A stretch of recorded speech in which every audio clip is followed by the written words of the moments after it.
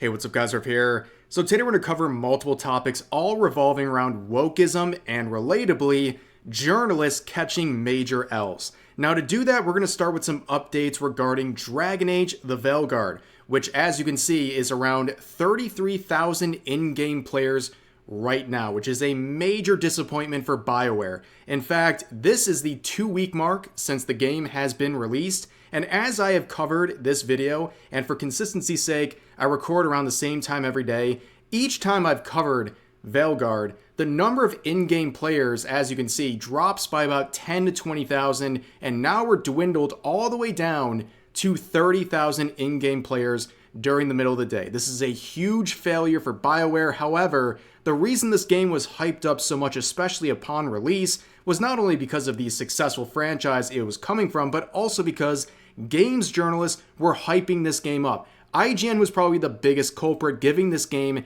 a 9 out of 10 rating, praising everything about this game from the combat to the story and what have you. But they also made this very ominous headline saying, if we never get another Dragon Age, at least it got to go out on a high note with the Veilguard.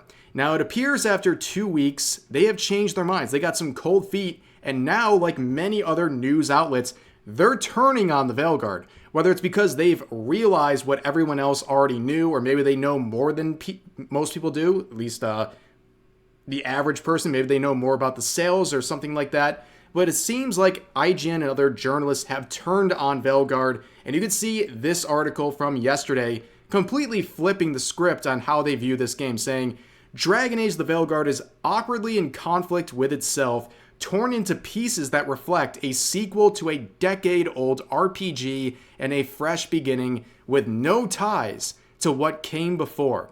So that is a complete departure from what they said in their 9 out of 10 rating, which, by the way, was higher than they rated Black Myth Wukong. Now, this is an issue for IGN. I don't know if it's because they have so many people working for them, they can't really have any consistency when it comes to talking about games, because they don't even have any sort of communication amongst their own staff. But obviously, this is a bad look. You completely turned around and did a 180 on how you're reviewing this game in the course of 2 weeks, and it seems like IGN is just trying to jump on the bandwagon of people criticizing this game to save face. Now, they are catching some big L's at IGN, but honestly, Guardian is catching some even bigger L's right now. So a lot of people are clowning on this post. So Guardian News here reports why the Guardian is no longer posting on X. Now, the Guardian is an extremely woke news outlet who also has dabbled a bit into gaming news, and of course all those articles are a complete joke, but you can see the initial response to this post. People saying not a fan of the fact checking, tired of getting community noted, this isn't an airport, you don't have to announce departures. Now, what is the actual reason that they're leaving? Well, it's not because of the very low engagement they have been getting on X ever since Elon Musk took over. I mean, totally, definitely not the reason, right guys? They claim they're waving the white flag because this is something we have been considering for a while, given the often disturbing content promoted or found on the platform, including far-right conspiracy theories and racism. The presidential election campaign served only to undermine what we have considered for a long time, that X is a toxic media platform and that its owner, Elon Musk, has been able to use its influence to shape political discourse. Well, it sounds like people over at The Guardian are very upset about the election results, but on top of that, they're trying to blame the bigots for the reason that they're leaving, and that's just a cop-out. I think we all know this. Guardian can't get any engagement on Twitter. It's almost not even worth their time trying to promote their articles, and when they do promote articles that get more than 3 people to notice them on X, they end up getting made fun of, and often community noted. We see this whole fact-checking claim that people are saying that they're afraid of continuing on X because they're just going to keep getting fact-checked. Well, that's very real because they get community noted very often, and it's not too surprising with the slop and clickbait they're trying to promote. Now, this thread right here is definitely worth us taking a few minutes to really appreciate. It is very, very funny. So it says, in honor of The Guardian announcing it was leaving X, I thought it was the right time to look back on some of their classic headlines. Feel free to add your own. So let's read some of these real Guardian headlines from throughout the years. First up, is it okay for scientists to weep over climate change? The budget should be less macho. How about it, boys? Stop calling women girls. It's either patronizing or sexually suggestive. That's a strange thing to say. Barbecue is an American tradition of enslaved Africans and Native Americans. There is no reason to debate guacamole. It's already been gentrified beyond good taste. What straight men don't understand about lesbians? Can foie gras ever be ethical? And I looked this up. Apparently, it is a French cuisine. I don't really understand what they're trying to say here, but here's the next one. My toddler is vegan. What's the problem? The problem is you probably led them into that, but given the current identity politics on social media and in the news, this is not the worst result we could have had with someone proclaiming their toddler is something. But anyways, the next one is a series of articles about quinoa, which apparently is a big hot topic in whatever side of the internet the Guardian's from. Help, is quinoa killing the planet? Quinoa, good, evil, or just really complicated? Can vegans stomach the unpalatable truth about quinoa? I dread the day. I don't want to read that. I don't want that to leave my voice here. I don't want to be attached to this title in any sort of a way. This is a very bizarre and disturbing title from The Guardian here. Here's the next one saying, bottling the smell of the dead won't capture their essence. Teaching my daughter to cook does not make me a bad feminist. Oh my God. Just how, oh God. They're getting crazy. I created the ISIS dildo flag at London Pride to start a dialogue, not to get a laugh. The next one. If the personal is political, is it ever okay to want a spanking? Let's get it on. The race for the world's, I'm assuming, best condom. Why sack aging sexists? Send them to rehab instead. The Herschel backpack, how Generation Y carries capitalism's mythologies. Why do women lie more than men? Because we're nicer. Written by a woman, of course. Yes, I'm a tree hugger, and you should be too. A moment that changed me. The man who forgot we'd had sex. Ugh. Another woman posting their L's, apparently. The next one, the royal baby should give labor a bounce, not the conservatives. Whatever that means. Feminists don't hate men, but it wouldn't matter if we did. Mornings are full of terror, and turning on the radio only makes things worse. I think these people are just like very unwell mentally. That's the impression I'm getting reading these articles, but there's a few more. When it comes to sexual desirability, balls are often treated as an afterthought. Thanks for your contribution, Mike Berry. The Whiteness Project will make you wince because white people can be rather awful. The least racist woke person ever. The trouble with cupcakes. That's it. That's a real doozy. Simon Danzig, MP, has watched Poontang. Should we care? Probably not. But this is the one people have been pointing to, by the way. Okay, so like jokes aside, cringy headlines aside, this one is so disturbing. Again, you can just read it for yourself. I'm not putting these words out there, but this is a real article from The Guardian. I went and checked.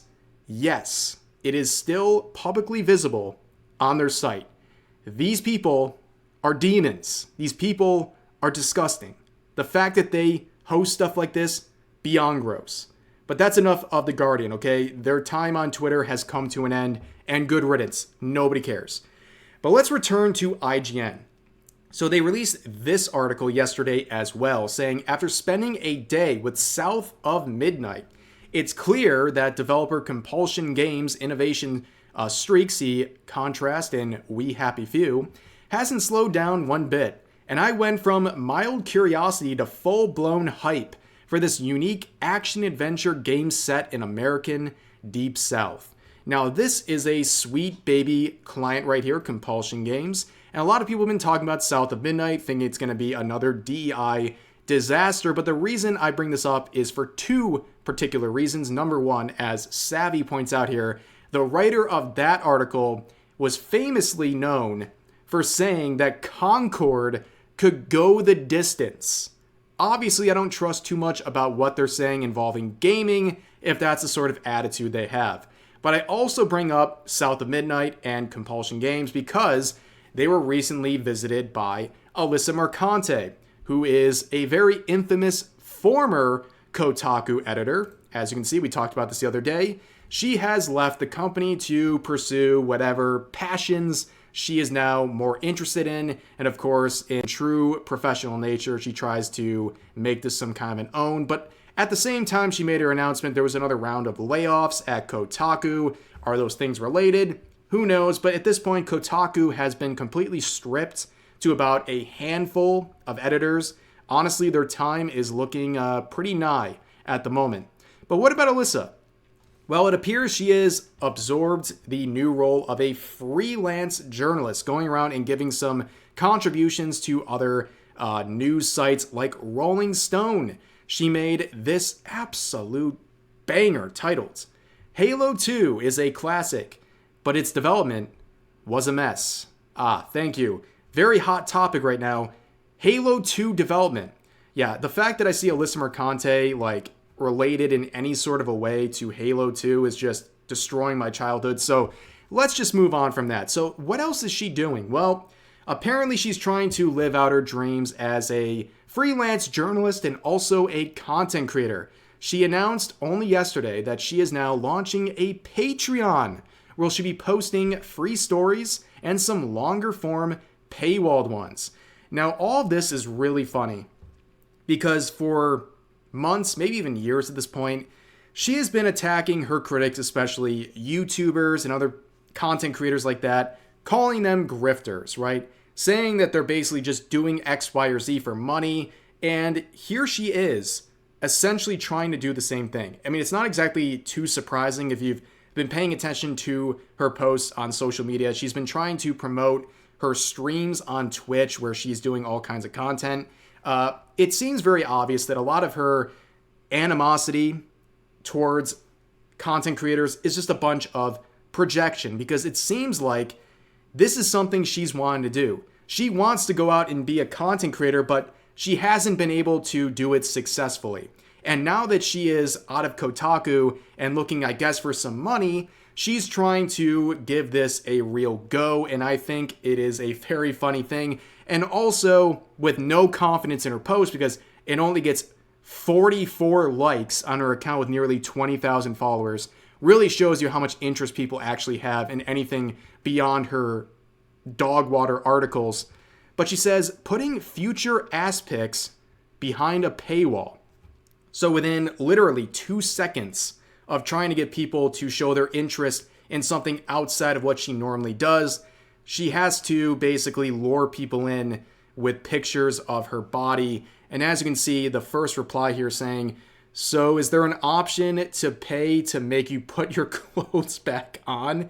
And that almost is ratioing her, despite the fact she has turned off the replies.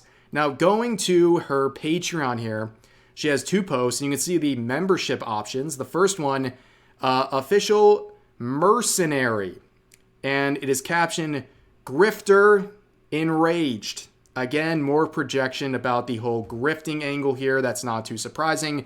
But if you scroll down a little bit further, you'll see one of her first free public posts. And of course, as promised, it is a half-naked photo of her, and I don't need to subject you guys to that. And it's just very odd because she's paywalling some of her freelance endeavors, but apparently the pictures of her body are for free. So in a sense, worthless. They have no value. But that's interesting. But I think moving forward here, Cabrutus has the best approach going forward with Alyssa Mercante here. So if you don't remember who Cabrutus is, he is a content creator as well. He is the creator of the DI Detected website, as well as Sweet Baby Ink Detected, the Steam group. And he says this, with Alyssa trending in the hashtags: "You guys got to stop giving this much relevance to this woman, just saying." And honestly, I think that is the attitude moving forward. I mean, on this channel, we've talked about Alyssa, and a lot of other content creators have talked about her and her hijinks over at Kotaku and on social media. And I think at this point, now that she is doing this whole freelance arc, and it seems like she's trying to achieve her content creation goals here. I think this is the perfect time to just kind of wipe our hands clean. I think we just let her fall into obscurity at this point, because what else does she have? She's trying to get attention more now than ever. She's even unblocking people like Veilguard, trying to stir up more drama with her and doing things like that. It's becoming very, very clear very, very quickly that she is relying on attention, and at this point giving kind of the update of where she's at and the relevance she's had with Kotaku and some of the Gamergate drama. We're at a natural stopping point where I think it's okay to just pack it up and let her just do her thing at this point. I mean, what else is there to say? She needs the attention more now than ever, and they're not really going to find any here. But that's going to do it for this video. A lot of journalists and alike taking L's, which is always a good thing. As always, feel free to share your thoughts about today's topics in the comment section down below. Hope you guys enjoyed the video, and I'll see you next time.